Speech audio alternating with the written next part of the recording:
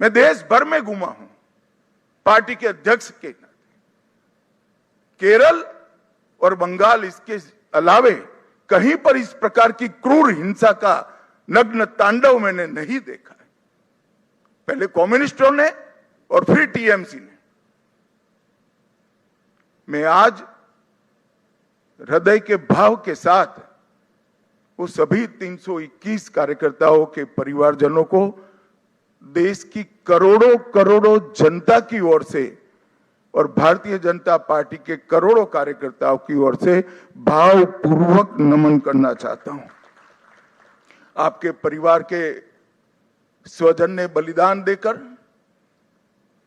हमारे विचार को तो मजबूत किया ही है, हमारी पार्टी को तो आगे बढ़ाया ही है, मगर मैं विश्वास दिलाना चाहता हूं आपके परिवार के स्वजन का वो बलिदान पश्चिम बंगाल की सीमा को भी सुरक्षित कर पूरे भारत को सुरक्षित।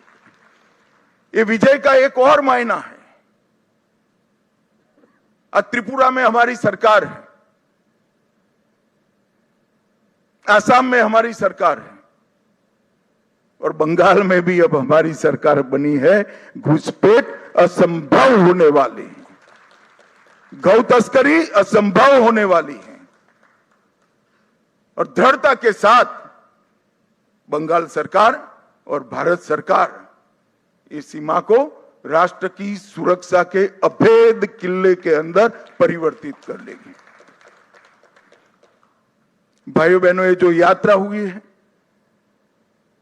बंगाल की जनता ने हमें जन समर्थन तो दिया, गत चुनाव में भी दिया था, 77 सीट जीते थे, मगर इस बार जो जन समर्थन मिला है उसका आभार व्यक्त करने के लिए भाजपा के कार्यकर्ता के नाते मेरे पास शब्द नहीं है। हमारा विधायकों का जीत का एवरेज मार्जिन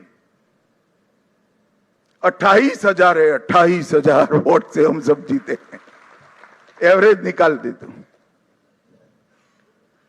और 3 से 77, 77 से 203 की 207 की जो यात्रा हुई है वो अभूतपूर्व है। 23 प्रशासनिक जिलों में से 9 जिले ऐसे हैं जहां दीदी का खाता भी नहीं खुला है। सुपड़ा साफ हो गया। मैंने ऐसा प्रचंड जनादेश देखा नहीं है। सरकार परफॉर्म करती है तब तो मिलता है, मगर जहां ऑपोजिशन में है, विरोधी दल के नेता को बोलने का कोई मौका नहीं दिया जाता है, जनता की भावनाओं को उजागर करने का मौका नहीं दिया जाता है, वहां पर 9 जिलों में शून्य सत्ताधारी दल का एक केवल और केवल ईश्वर और बंगाल की जनता की कृपा है। जब चलता था तब चुनाव आयोग पर ढेर सारे सवाल उठाए गए, न केवल टीएमसी, इनके सभी साथियों के द्वारा उठाए गए। मैं आज उन्हीं लोगों को बड़ी विनम्रता से पूछना चाहता हूं कि बंगाल में 93% मतदान हुआ है, जो आजादी के बाद सबसे ज्यादा है,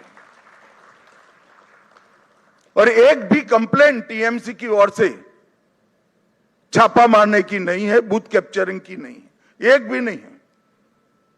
93% मतदान हुआ है और जहां सैकड़ों लाशें गिरती थी चुनाव के वक्त, वो राज्य के अंदर एक भी मृत्यु के बगैर दोनों चरण समाप्त हुए हैं।